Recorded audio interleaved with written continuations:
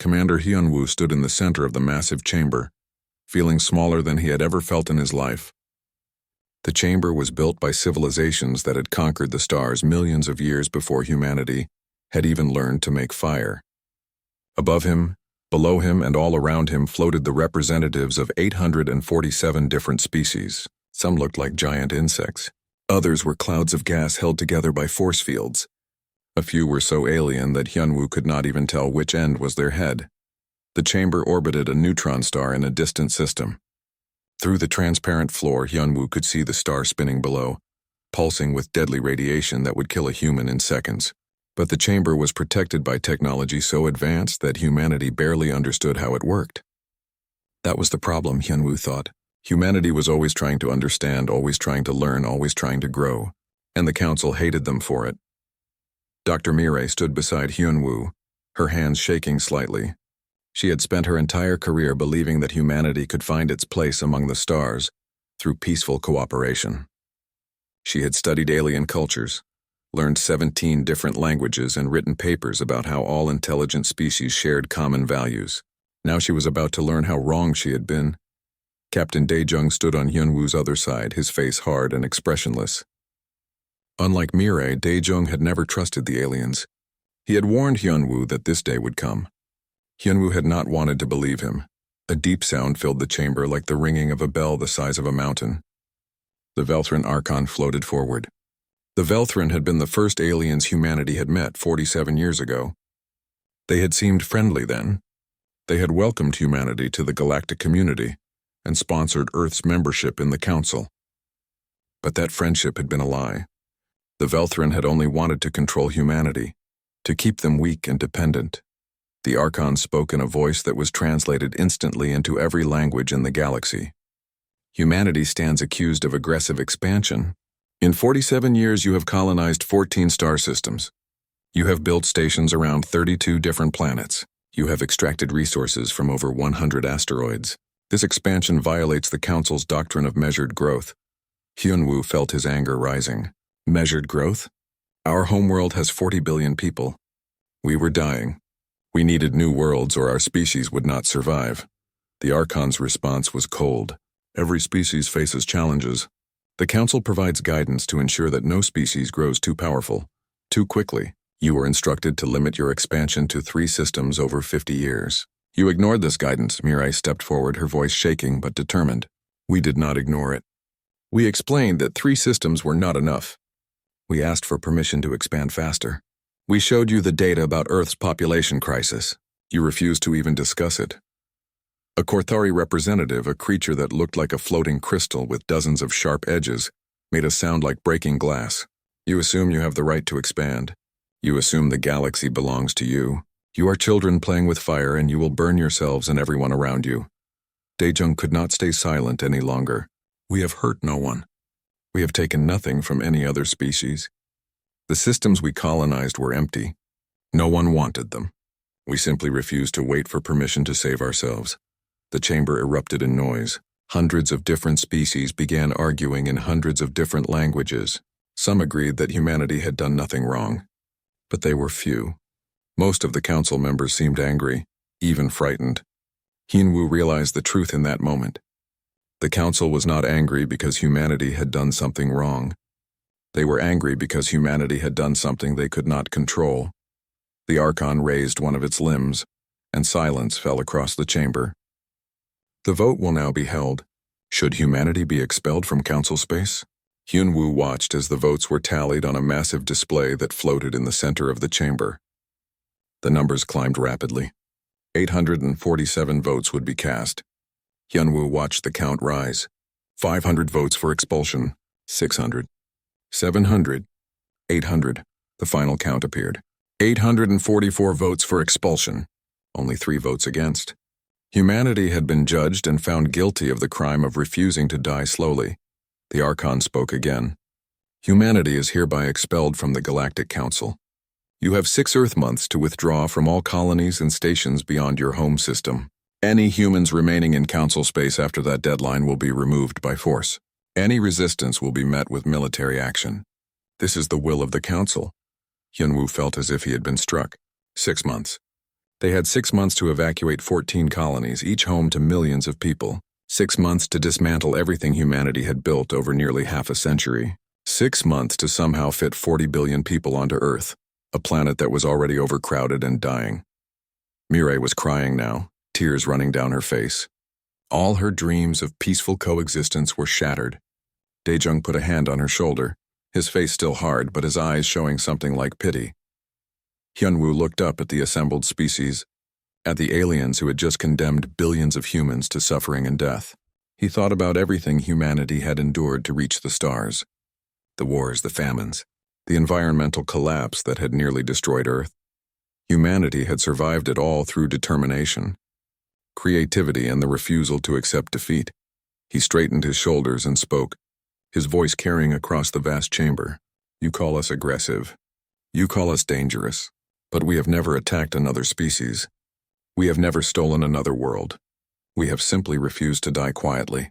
You fear us because we remind you of what you once were, before you became comfortable, before you stopped dreaming, before you forgot what it means to truly live.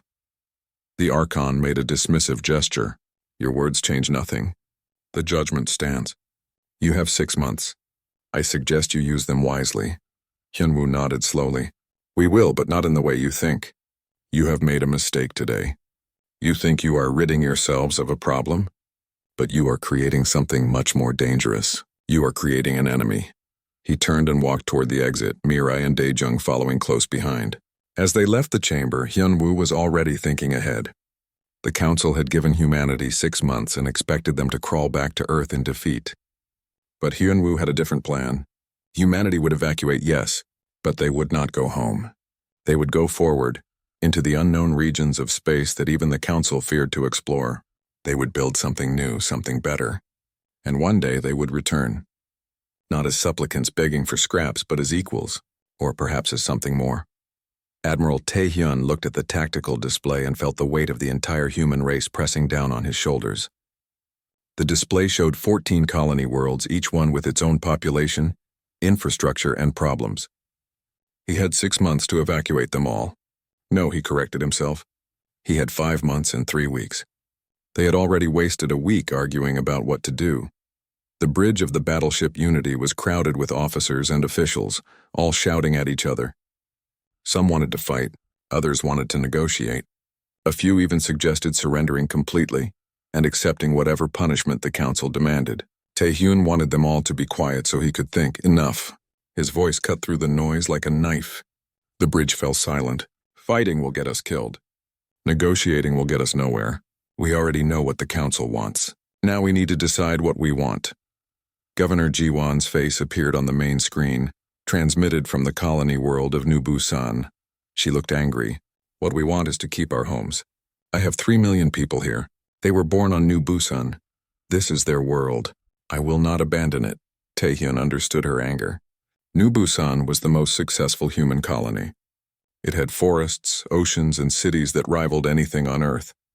The people there had worked for decades to build something beautiful, and now the Council wanted them to simply walk away from it all. I understand, Taehyun said carefully, but if we stay, the Council will attack. They have made that clear. Then let them attack, Jiwon replied. We will fight. We have weapons. We have ships. We are not helpless. Captain Daejung, who had just arrived from Earth, shook his head. We are helpless. The Council has millions of warships. We have thousands. They have technology millions of years more advanced than ours. If we fight, we lose. It is that simple. Dr. Mireille stood near the back of the bridge, looking smaller and more tired than Taehyun had ever seen her. The trial at the Council had broken something inside her. She had believed so strongly in cooperation and friendship between species. Now she knew the truth. The Council did not want friends. They wanted subjects. There might be another option, a new voice said. Everyone turned to look at Engineer Sang-min, who had been working quietly at a console in the corner. He was young, barely 30, but he was also one of the brightest minds in human space. I have been working on something, a project that most people said was impossible. Taehyun felt a flicker of hope. Explain. Sang-min brought up a complex diagram on the main screen. It showed a network of connected points like a spider's web stretching across space, jump gates. wormhole generators, whatever you want to call them. The basic theory has been around for centuries, but we never had the power or the precision to make them work. Until now. How does this help us? Governor Jiwan asked. The Council controls all the known space lanes, Sangmin explained. If we try to stay in Council territory, they will find us. If we try to go back to Earth, we will be trapped in one system with no room to grow. But there is a third option. We could use the jump gates to go beyond Council space into regions they have never explored. Daejung looked skeptical. Why have they never explored those regions? Because their scouts said the regions were too dangerous and too poor in resources. But that was millions of years ago. Things might have changed, and even if they are right, even if those regions are dangerous and poor, they are also free. No one will tell us we cannot expand there. No one will threaten us. Taehyun studied the diagram. It was a huge risk. They would be taking billions of people into completely unknown space, with no guarantee they would find habitable worlds or necessary resources. But what choice did they have? Return to Earth and watch their species slowly die? Stay here and be destroyed by the Council? At least this third option gave them a chance. We need to put it to a vote, Taehyun said. Every colony, every station, every ship. Everyone gets a say in what we do next. The vote took 2 weeks to organize and complete. The question was simple. Should humanity return to Earth, or should they venture into unknown space using the experimental jump gates? The results were closer than Taehyun had expected. 67% chose the jump gates. 33% wanted to go back to Earth. Commander Hyunwoo, who had returned from the Council trial looking 10 years older, addressed the entire human race in a broadcast that was transmitted to every colony, every station, every ship. We have made our choice. We will not return to Earth. We will not accept the prison the Council has tried to build around us. We will go forward, into the unknown, and we will build something new, something better. The evacuation began, but this time, the ships were not heading toward Earth. They were heading toward the coordinates Sangmin had calculated, toward regions of space that appeared empty on every Council map. Millions of people packed their belongings and said goodbye to the worlds they had built. It was the largest migration in human history. Admiral Taehyun watched from the bridge of the Unity as the colony fleets gathered. Thousands of ships from massive colony transports carrying 1 million people each, to small personal vessels carrying single families. All of them were gambling everything on the hope that there was a future waiting for them beyond the edge of known space. Dr. Mirai approached him, carrying a data pad. I have been analyzing the old Council survey data about the regions we are heading toward. There is something strange. Strange how? The Council scouts reported that those regions were dangerous, but they never explained what made them dangerous. They just marked them as forbidden zones and moved on. Why would they do that? Taehyun considered the question. Maybe they found something they did not want to deal with. Maybe they found something that scared them. Or maybe they found something they wanted to hide, Mirai suggested. Something they did not want younger species to discover. Before Taehyun could respond, Sangmin's voice came over the communication system. Admiral, the first jump gate is ready. We can begin the crossing whenever you give the order. Taehyun looked at the tactical display one last time. Behind them was Council space, with all its rules and restrictions and ancient species who had forgotten how to dream. Ahead was the unknown, full of danger but also full of possibility. All ships, he said, his voice steady and clear, prepare to jump. We are going home. We just do not know where home is yet. The first ships began to disappear, pulled through the fabric of space by Sangmin's experimental gates. One by one, thousands of ships followed. The evacuation that the Council had expected to end with humanity crawling back to Earth instead, ended with humanity leaping forward into the darkness, seeking their own destiny among the stars. Governor Jiwan's face appeared on the screen one last time before her ship jumped. She was smiling now, the anger replaced by something like excitement. See you on the other side, Admiral. Whatever is waiting for us there, it has to be better than what we are leaving behind. Taehyun watched the last ship disappear through the jump gate. Then he gave the order for the Unity to follow. The universe lurched, reality twisted, and humanity left Council space behind forever. Fleet Admiral Soo-jin watched the Council patrol fleet approach on her tactical display and felt a familiar mixture of anticipation and dread. This was the moment everyone had been preparing for. The moment when humanity would once again face the Galactic Council, but this time as equals rather than supplicants. 5 years had passed since Director Jae-hyun had ordered the Terran domain to prepare for conflict. In those 5 years, humanity had built a military force that would have seemed impossible during their days as council members. The domain fleet consisted of 8,000 warships, each one incorporating technology reverse-engineered from the precursor ruins. They were faster, more maneuverable, and more heavily armed than anything the Council possessed. But the Council had millions of ships. 8,000 against millions. The numbers were not in humanity's favor. "The Council fleet is hailing us," her communications officer reported. "They are demanding we identify ourselves and state our purpose in this sector." Soo-jin almost laughed. This was a Terran mining operation in a system that had been empty when humanity first surveyed it 5 years ago. The Council had no claim here, but that would not stop them from trying. "Open a channel," Soo-jin ordered. The face that appeared on her screen belonged to Warlord Kaleth, a Korthari military commander known for his aggressive tactics and his hatred of younger species. His crystalline form glittered with angry red light. "Unknown vessels, you are in Council-monitored space. You will power down your weapons and prepare to be boarded for inspection." Soo-jin kept her voice calm and professional. "This is Fleet Admiral Soo-jin of the Terran Domain Fleet. We are conducting mining operations in unclaimed space.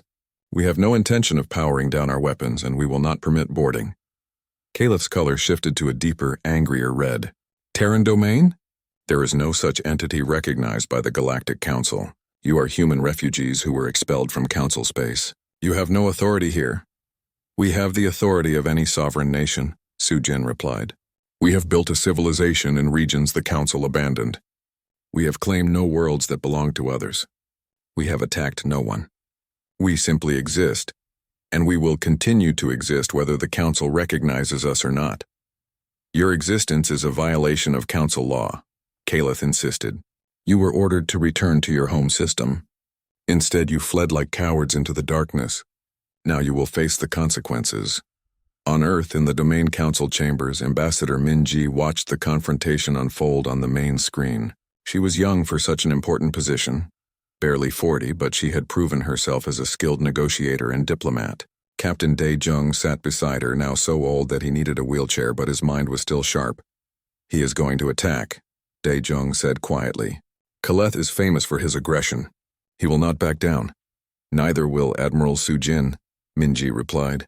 She opened a communication channel to the Admiral. "Soo-jin, you are authorized to defend the mining operation, but try not to destroy any Council ships if you can avoid it. We want to win this fight, not start a war." Back on the battleship Defiance, Soo-jin acknowledged the order. "Understood. We will use minimum necessary force." She turned to her tactical officer. "Prepare defensive protocols. If they fire on us, disable their weapons and engines, but do not destroy their ships." The Council patrol fleet consisted of 20 vessels, each one massive and heavily armed. They had been built using technology millions of years old, refined and perfected over countless generations. But they were also predictable. The Council had not fought a real war in millennia. Their tactics were ancient, their responses automatic. Caleth gave the order to attack. What happened next would be studied in military academies across the galaxy for generations to come. The Council ships moved in standard formation, their weapons firing in coordinated volleys designed to overwhelm a single target. But Soo-jin's fleet did not fight like the Council expected. The Terran ships broke formation instantly, each one moving independently, using the superior speed and maneuverability granted by their precursor-derived engines. They dodged the Council weapons fire with ease, then responded with precise targeted strikes. Within minutes, half the Council fleet was disabled, their weapons destroyed, their engines offline, their crews alive but helpless.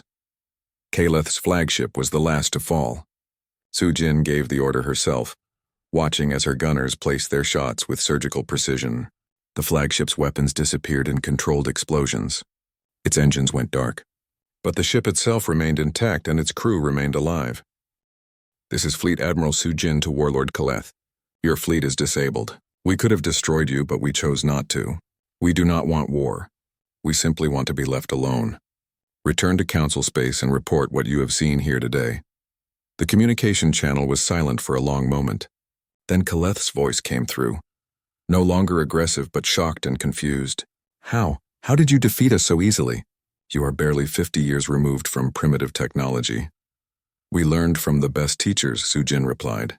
The same teachers you destroyed because they became too advanced. The precursors. Their ruins are everywhere in this region, and we have been very good students. She ended the communication and turned to her crew. Recall all ships.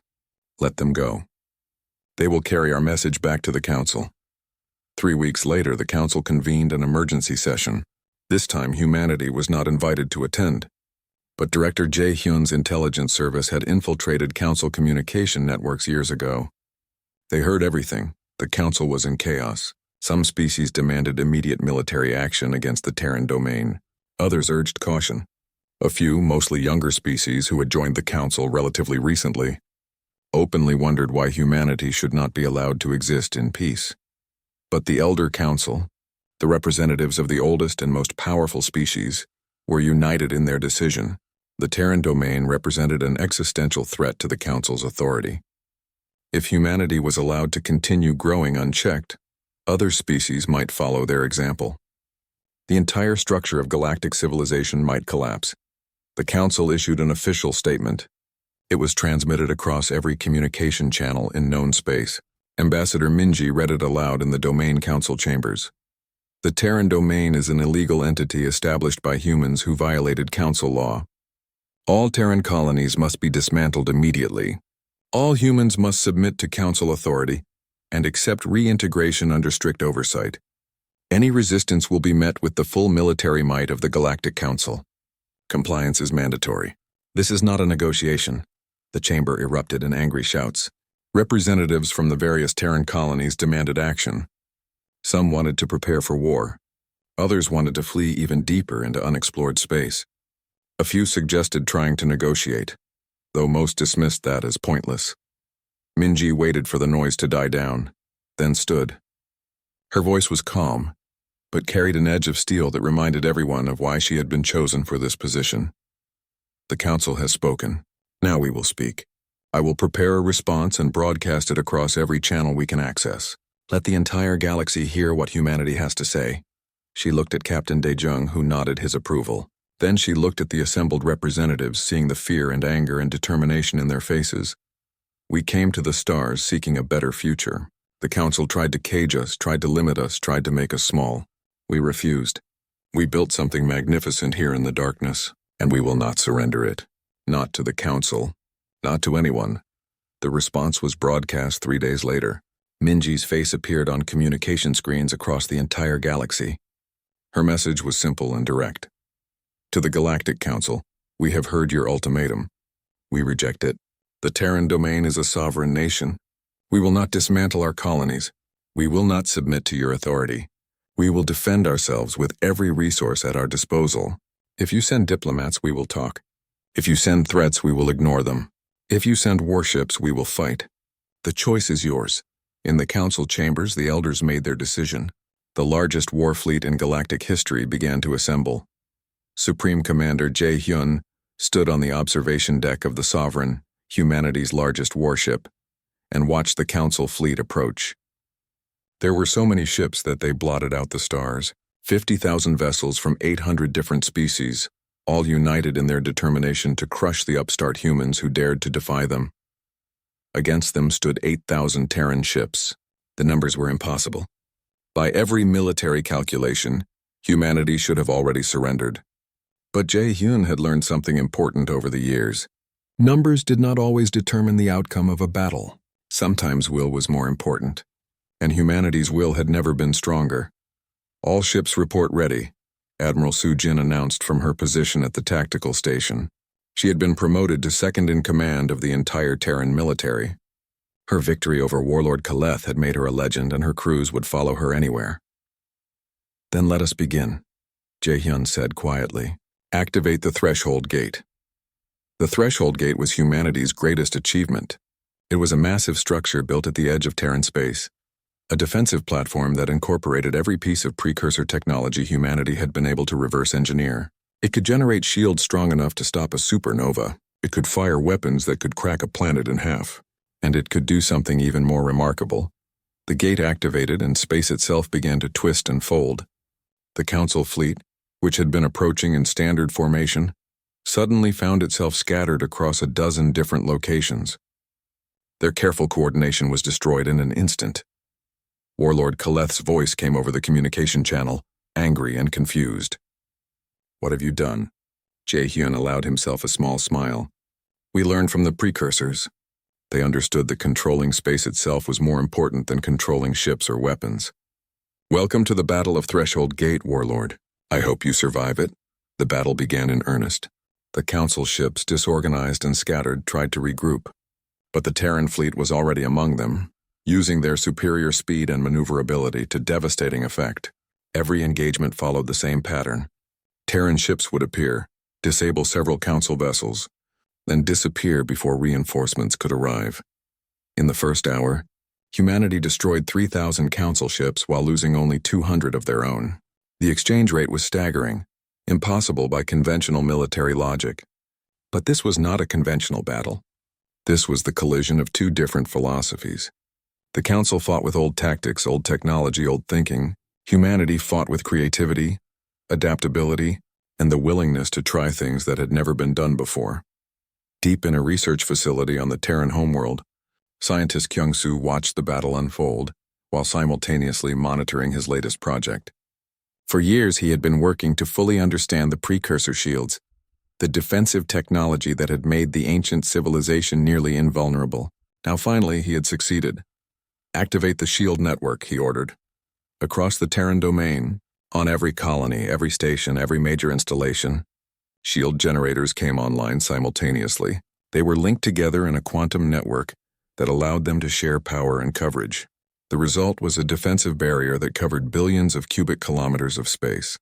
A Council battle group, attempting to bypass the main battle and attack a Terran colony directly, found their weapons completely ineffective. Their most powerful plasma cannons, their fusion missiles, their exotic energy weapons, all of them harmlessly dissipated against the precursor shields. On Earth, Ambassador Minji was engaged in a different kind of battle.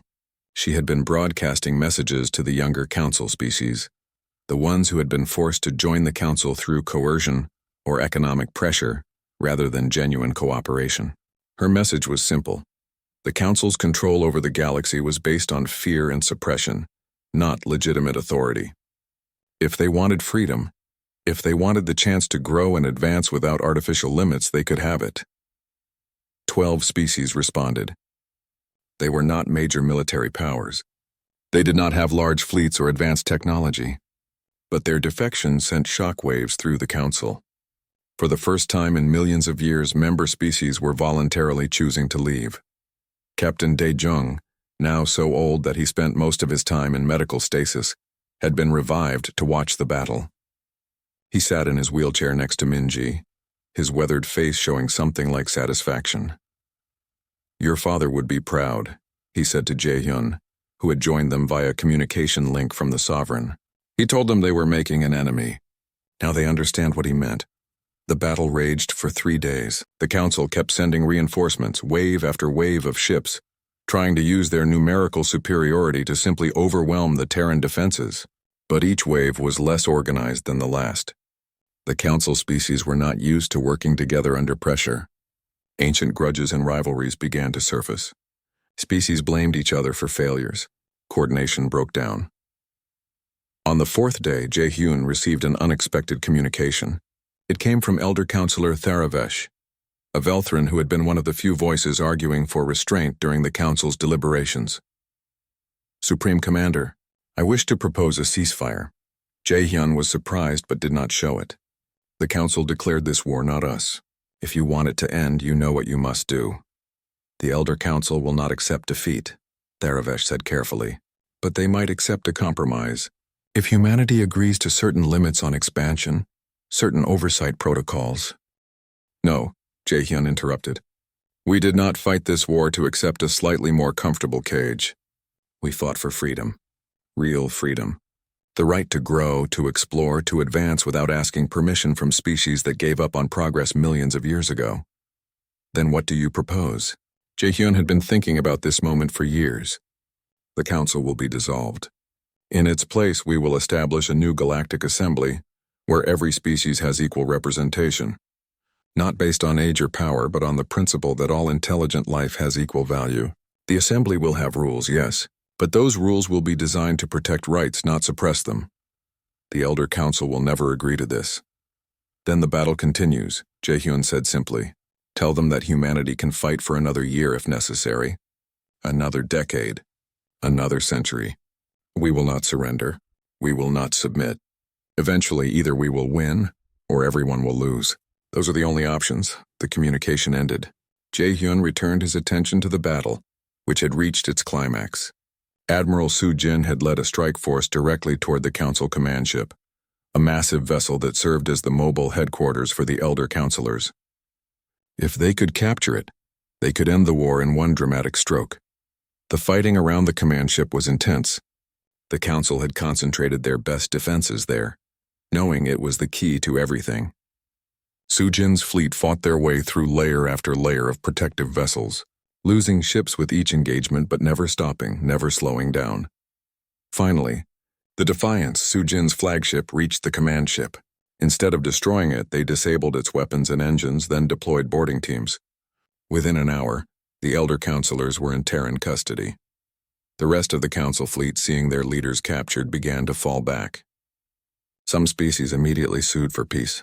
Others simply withdrew their forces and returned to their home systems.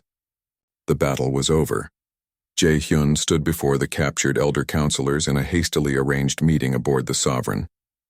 They looked diminished somehow, these ancient beings who had ruled the galaxy for so long. Without their power, without their fleets, they were just people. Old, tired people who had lived too long and forgotten what it meant to adapt, to change, to grow.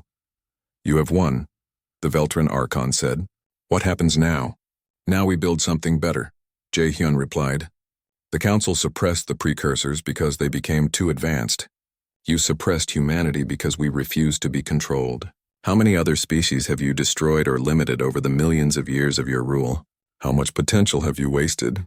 The Archon had no answer. The galaxy will have a new government, Jae-hyun continued. The Galactic Assembly, where every species has equal representation and equal rights. You can join it if you wish. You can even help lead it if you prove yourselves worthy of trust. But your days of ruling through fear and suppression are over. Over the following months, the Galactic Assembly was established.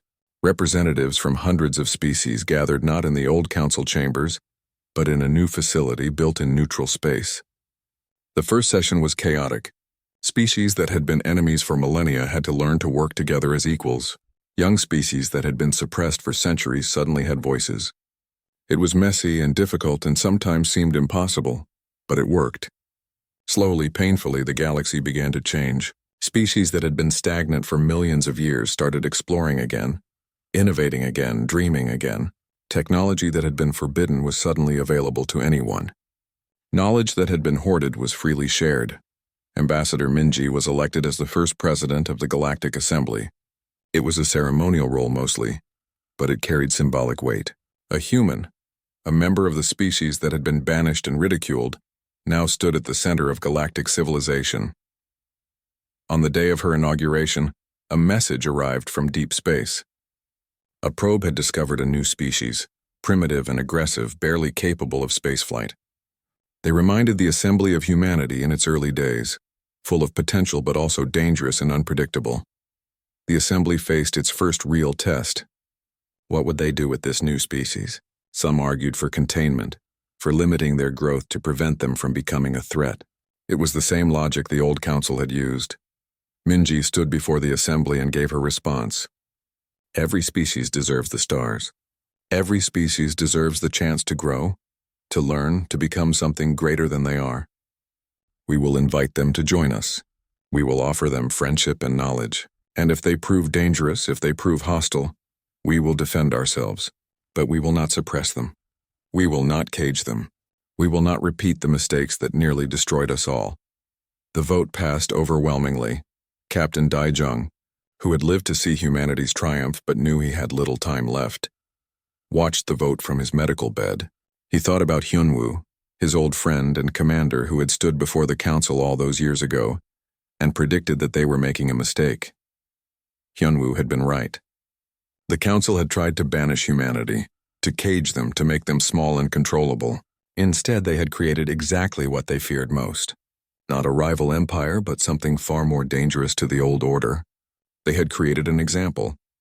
They had proved that the ancient system could be challenged, could be defeated, could be replaced with something better. Daijun closed his eyes and smiled. It had been a long journey from that day in the council chambers to this moment of triumph. But they had made it. Humanity had made it, and in doing so they had changed everything.